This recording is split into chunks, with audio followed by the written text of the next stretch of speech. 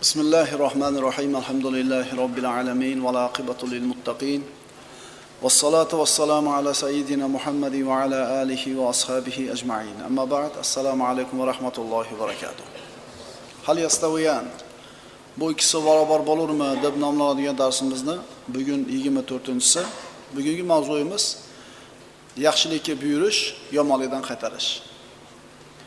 Xato qilish, xatoga yo'l qo'yish, gunoh qilishlik insonning tabiatida bor narsa. Xohlaydimi inson, xohlamaydimi, qasddanmi, beqasdmi, undan gunoh albatta sodir bo'ladi. Mana shu gunoh undan sodir bo'lgan paytda atrofdagi odamlar 3 qismga bo'linadi. Birinchisi uni yaxshilikka buyurib, yomonlikdan qaytaradi. Ikkinchi toifa yomonlikka buyuradi, yaxshilik yo'lini to'sadi. Uchinchi toifa bor, ular birinchisiga ham, ikkinchisiga ham qo'shilmaydi. Yaxshilikka buyurmaydi ham, yomonlikka ham buyurmaydi. Hech narsa bilan ishi yo'q. Beparvo odamlar. Payg'ambarimiz sollallohu alayhi vasallam odamlar jamiyatini bir kemaga o'xshatdilar. Nu'man ibn Bashir roziyallohu anhu dan keltirilgan hadisda u zot aytadilar: "Masalul qoimi ala hududillahi wal waqi fiha kamathali qaumin istahamu ala safinati." Allohning man qilgan narsalaridan saqlanuvchi va uni tortinmay qiluvchilarning misoli xuddi bir jamoaga o'xshaydi. Ular kemani minishda qur'a tashlashdi. Ba'zilarining hissasi tepaga tushdi, ya'ni ba'zilarining hissasi tepada o'tirish bo'ldi. Ba'zilariga past qismi tushadi. Peshana kimga qayerda tegdi? Past qismdagilar suv olishlik uchun tevaga chiqib, yana suv olib pastga tushishadi. Ular bir-biriga aytishdiki, hada pastdan tevaga chiqib, tevadagi birodarlarimizni ham bezovta qilmasdan shu kemani taydan teshib olmaymizmi? Yonimizda suv turibdi. Shunda ovoragarchilik ozroq bo'ladi deydi. Payg'ambarimiz aytadilar, agar tepadagilar pastdagilarni qilgan ishini o'z holiga tashlab, xohlagan narsasini shundaycha tashlab qo'yishadigan bo'lsa, barchalari halok bo'lishadi. Agar ularni bu fikrlardan to'xtatsa, o'zlari ham, qolganlari ham najot topishadi. Ya'ni amru ma'ruf nahy munkarga bundan go'zal, bundan chiroyliroq misol topa olmaymiz. Hammamiz bitta kemadamiz. Agar bu mana shu siz bilan bizning jamiyatimiz fasodga yuz tutsa, odamlar munkarga beriladigan bo'lsa, fisq fujur yoyiladigan bo'lsa, solih insonlar faqatgina masjidga kirib olib, faqat o'zlari bilan o'zlari bo'lib, ularni qaytarmaydigan bo'lsa, bu jamiyatga balo keladi, yoppasiga ho'li quruq teng ketaveradi. Val mu'minuna val mu'minatu ba'duhum awliya'u ba'd, ya'muruna bil ma'rufi va yanhauna 'anil munkar. Mo'min va mo'minalar bir-birlariga do'stdirlar. Ular yaxshilikka buyuradilar, yomonlikdan to'xtatadilar. Siz bilan bizning mo'minligimizning alomati munkarni ko'rganda to'xtatishligimiz, ma'ruf ishga odamlarni buyurishligimiz. Agar shu sifat bizda bo'lmasa, bizning iymonimiz nuqsonli bo'ladi. Menga nima deysiz, o'lib ketmaydimi deysiz? Bir marta tilingiz bilan ham aytib qo'ymaysiz. Sizning mo'minligingizda nuqsoni borligidan. Val munafiquna val munafiqatu ba'duhum min ba'd, ya'muruna bil munkari va yanhauna 'anil ma'ruf. Endi munofiq erkaklar va munofiq ayollar bir-birlaridandir. Ya'ni bir-biriga shular do'st. Ular yomonlikka buyurishadi, yaxshilikdan to'xtatishadi. Biz birodarlar musulmon jamiyat haqida gapiryapmiz. U kofirlarning jamiyatini qo'ying. Musulmonlarning ichidagi holatni aytyapmiz. Munofiqlar ham musulmonlarning ichida yuradi. Namoz o'qiydi, roza tutadi, masjidlarda, saflarda birinchi qatorda turishi mumkin. Ammo ana shu namozxon boyaga biz aytayotgan munofiq deyotgan odam ko'chada birorta bir ma'ruf ish ko'rsa, shuni to'xtatishga urinadi. Munkar fahsh ish bo'lsa, bildirmasdan shuni rivojlanishiga hissa qo'shadi. Kimdir qo'lidagi telefon bilan fahshni tarqatadi. Kimdir gazetada, kimdir telefonda, kimdir radioda. Va yaqbiduna aydiyahum nasulloha fanasiyahum innal munafiqina humul fasiqun. Ana shu munofiqlar Alloh yo'lida infoq ihson qilishdan qo'llarini tiyadilar. Ihson qilmaslikka buyuradi odamlarni. Ular Allohni unutishgach, Alloh ham ularni unutdi. Albatta munofiqlar haqiqiy fosiq kishilardir. Agar birodarlar jamiyatda yaxshilikka buyuradigan, yomonlikdan qaytaradigan odamlar ko'paysa, solih, yaxshi insonlar yengadi. Va bu jamiyat taraqqiyotga yuz tutadi. Garchi ichida munofiqlari bo'lsa ham. Ammo aksincha, agar fosiqlar, fojirlar munkarga buyuradiganlar g'olib keladigan bo'lsa, garchi bu jamiyatda solih insonlar bor bo'lsa ham, bu jamiyat ustiga fasod yoyiladi, Alloh taoloning sinovlari, balolari keladi. Sahih Buxoriyda keltiriladi, Zaynab binti Jahsh onamizdan roziyallohu anha bir kuni payg'ambarimiz sollallohu alayhi vasallam Zaynab onamizning huzuriga kirdilarda, qo'rqqan hollarida xavotirga kirib, la ilaha illalloh, la ilaha illalloh, yaqinlashib qolgan yomonlikdan arablarning holiga voy bo'lsin. Bugun Yajuj va Majuj to'g'onidan shunchasi ochildi deb bosh barmoq va ko'rsatish barmog'ini birlashtirdilar. Mana shuncha ochildi dedilar. Shunda Zaynab onamiz aytdilar, "Ya Rasululloh, ichimizda solih odamlar bo'lib tursa ham halok bo'laveramizmi? Yaxshi odamlar ichimizda bo'lsa ham musibat kelaveradimi?" "Ha" dedilar Rasululloh. "Agar nopoklik ko'paysa, gunoh ma'siyat ko'paysa, yaxshilar ham hamma qatori ketaveradi, qiyomatda niyatiga yarasha tirilishadi." Yer yutadi bir shaharlarni. Yer titrab, tomlar bosib qoladi butun kvartallarda. Suv bosadi. Shamol qironini keltirib yuboradi bir xalqlarda. Shunda ularning ichida ham solih odamlar bor edi-yu, ular nima bo'ladi desa, ular ham hamma qatori ketaveradi. Lekin qiyomatda niyatiga yarasha tirilaveradi. Bilingki, shu solih odamlar odamlardan amr ma'ruf qilishda suskashlik qilganki, fisq fujur yoyilib ketgan. To'g'rimi?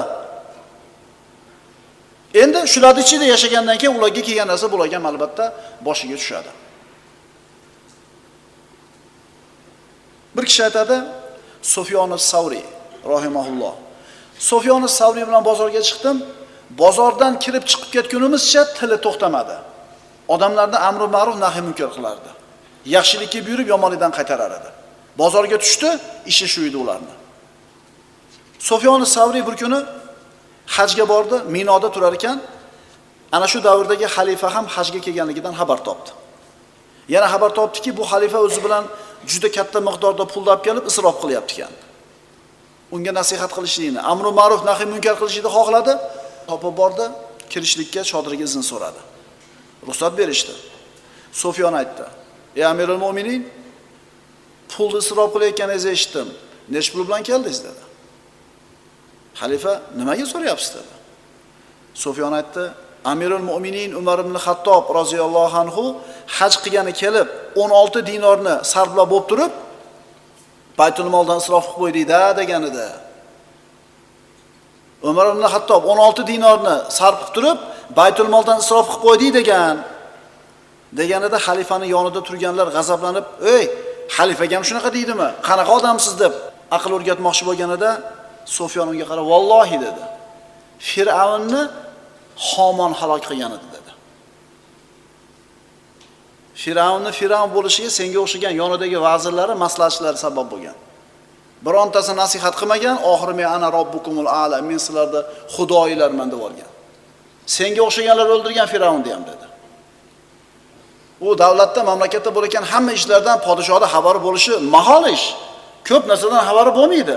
Yonidagilar yopib qo'yadi. Demak, bitonatun soliha, kishining yonidagi kishilari solih insonlar bo'lishligi kerak.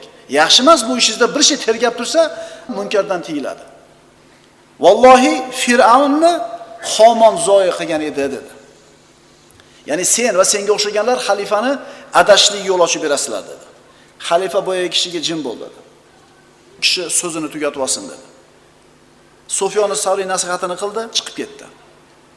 Xalifa yonidagilarga qarab turib, shunga o'xshagan odamlardan uyalinadi dedi. Ya'ni shunga o'xshagan odamlardan uyalish kerak dedi.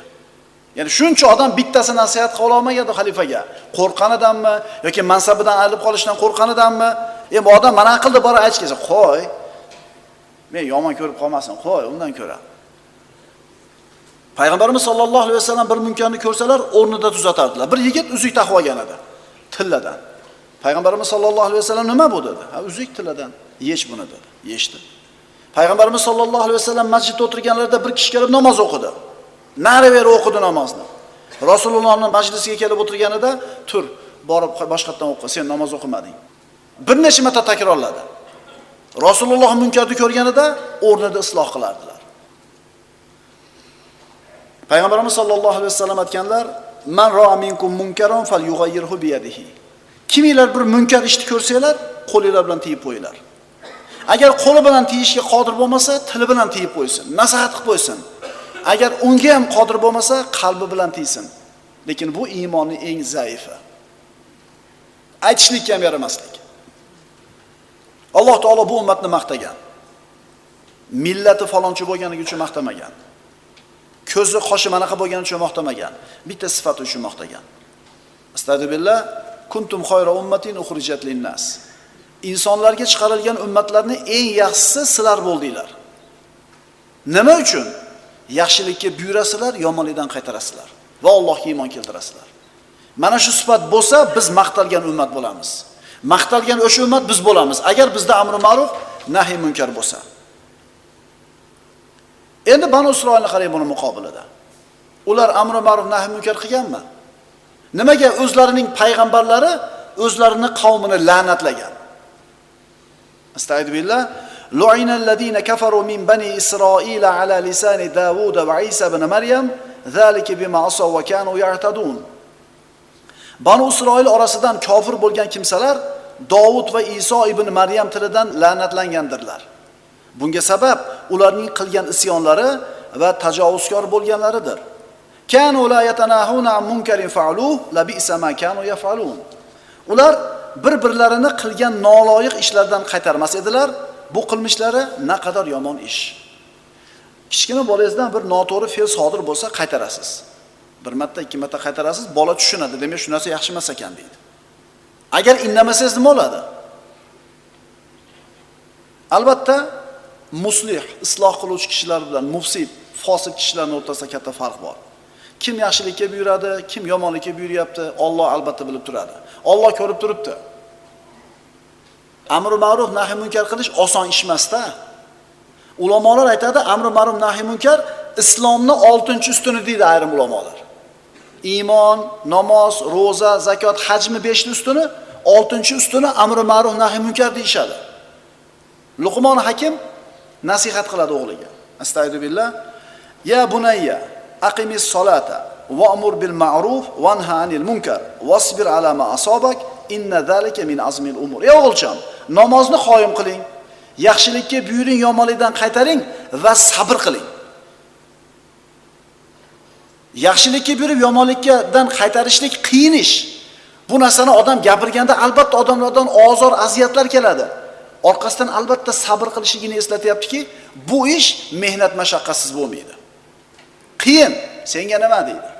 To'g'ri o'lib ketmaysan, menga nima deysiz? Yo'q. Bu payg'ambarlarga aytilgan gaplar. Sen ishing nima biz bilan bar aravani tort degan. Lekin payg'ambarlar u aziyatlarni ko'targan, yana nasihat qilishga o'rgan. Aksincha, yuziga tupursa ham, bo'yniga ichashava tashab qo'ysa ham sajda qilib turganda payg'ambarimiz qavmini duoibat qilmaganlar. Parvardigor qavmimni kechir, zero ular nima qilayotganligini bilishmayapti. Izz ibn Abdussalam ulug' solih kishilardan. Ayit kuni, Ayit bayrami kuni sulton saroyda, qasrida munkar ishlar bo'layotganligini xabar eshitdim. Qarang ulamolar qanaqa bo'lgan u davrda. Izz ibn Abdussalam sultonning qasriga bordi. To'g'ri kirib bordi. Agar sulton bu dunyoda podshosi, dunyoda raisi bo'lsa, Izz ibn Abdussalam din ulamolarning podshosi. Din rahbarlaridan, din peshvolaridan. Odamlar ko'rib haybatlanishdi. To'g'ri sultonning oldiga kirdi, aytdiki: "Ey sulton, seni yurtingda musiqa, munkar, aroq va raqsni borligini qanday qabul qilasan? Qanday qilib bu ishlarni o'zingning yurtingda bor bo'lishiga ruxsat berasan?" dedi. Sulton javob berdi: "Men qilganim yo'q bularda. Mendan burungilarning ishi bu" dedi. "Men kelganda hammasi o'zi shunaqa edi ekan" dedi. Nima deysiz? To'g'ri-da. To'g'ri aytdi. Unda nima ayb? Izz ibn Abdussalam nima dedi? Axir Alloh taolo Qur'onda inna wajadna aba'ana ala umma va inna ala atharihim muqtadun. Sen shunaqa deydiganlardanmisan? Nima degani edi bu? Kofirlar aytishgan edi. Albatta bizlar ota-bobolarimizni bir millat, din ustida topganmiz va albatta bizlar ularning izlaridan borib hidoyat topguchidirmiz deydiganlardanmisan? Ota-bobomiz ichib kelgan, biz ham ichaveramiz. Ota-bobomiz shunaqa to'y qilib kelgan, biz ham qilaveramiz. Ota-bobomiz shu toqqa qo'y so'yib kelgan, so'yaveramiz. Biz ham o'shalardanmizmi? Otalarimiz qilgan bo'lsa, bilmay qilgandir. Dinni tushunmaganligidan qilgandir. endi ularni qilgan ishini qilib ketaveramiz deyishligimiz aqldan bo'ladimi? Sen shunaqalardanmisan dedi. Sulton atrofidagilardan bittasi turdida Izz ibn Abdussalamni tinchitib qo'ymoqchi bo'ldi. Sulton aytdi, jin bo'ldi. Jin bo'ldi dedi. So'zini tugatib olsin dedi. Nasihatini qildi, qasrdan chiqib ketdi. U solihlar insonlar mana shunday edi. Ammo biz shunday bir zamonda yashayapmizki, yonimizdagi sherigimizga, yonimizdagi birodarimizga, jo'ramizga nasihat qilgani jur'atimiz yo'q bo'lib qoldi. To'g'rimi? Payg'ambarimiz aytganlar: "Iza ra'ayta ummati tahabu an taqula liz-zolimi ya zolim, faqat tawaddi' minhum." Agar meni ummatimni ko'rsangiz, zolimga, "Ey zolim" deya olmayotgan bo'lsa, xayrlashavering bu ummat bilan degan ekan. O'sha mahallamizda batarinlik qilayotgan u sulton emas, u qo'mondan emas, siz bilan bizga o'xshagan oddiy fuqaro. Shunga ham borib, o'chiriningni. Ichibsanmi uyingga kirib ket demasdan qo'qib qochib yuribdimi hamma? Yo bir qandaydir bilagida quvvat olsa urib qo'ymasin deb qochib yuribdimi zolimlik qilayotgan bo'lsa ham? Bu ummatni bilan assalomu alaykum deb xayrlashib qo'yib bu ummat bilan. Kattalarda ham ayb bor. Kattalarda ham indamaysizlar. Kattalar ham indamay kirib ketib qoladi uyiga, qo'ydi. Agar meni ummatim zolimni yuziga, "Ey zolim" deyishga ham yaramay qolgan bo'lsa, assalomu alaykum. Falawla kana minal quruni min qablikum ulu baqiyatin yanhauna anil fasadi fil ard. Qarang. Alloh taoloning balosi kelib qirilib ketdi bir qavmlar, xalqlar. Alloh taolo aytadi: "Bas sizlardan avvalgi asrlarda o'tganlar orasida ham yerda buzg'unchilikdan qaytaradigan boqiy din egalari bo'lganlari edi. Agar ularda ham qaytaradigan odamlar bo'lganida qirilib yo'qolib ketmas edi. O'sha qaytaradiganlar yo'qligi uchun ketdi." Shuning uchun Alloh taolo aytadi: "Va ma kana robbuka liyuhlikal qura bi zulmin va ahluha muslihun." Parvardigoringiz u shaharlarning o'zlarini tuzatib, haq yo'lga yurgan aholisini zulm bilan halok qilgan emasdir. Allohdan balo keldimi, qirilib ketdimi, Alloh zulm qilmadi. Ular o'zlarini isloh qilishmay qo'yuvdi. Ular tavba qilishmay qo'yuvdi. Amri ma'ruf nahiy munkarni unutishgan edi. Yana shunaqa ishlar ham bor. Namoz o'qiydi, roza tutadi, masjidlarga keladi, lekin aytib o'tdik, munkarlarni musulmonlarning orasida paydo bo'lishiga yo'l ochib berishadi. Va idza qila lahum la tufsidu fil ardi qalu innama nahnu muslihun. Unaqa odamlarga fasod tarqatmanglar yerda desangiz, biz isloh qiluvchilarimiz deydi. Ogoh bo'lingki, ular albatta buzg'unchilardir, lekin o'zlari bu narsani sezmaydilar. Valtakum minkum ummatun yad'una ilal khayr. Oralaringizda yaxshilikka da'vat qiladigan, ibodat itoatga buyuradigan, isyon gunohdan qaytaradigan bir jamoat bo'lsin. Hammamiz o'shaqa bo'lishimiz kerak. Munkarni ko'rdikmi, tuzatishligimiz kerak.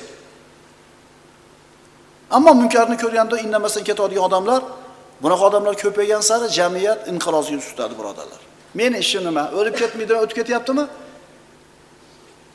Mahallada paydo bo'lgan munkar qo'shni tomida yonayotgan o'tga o'xshaydi.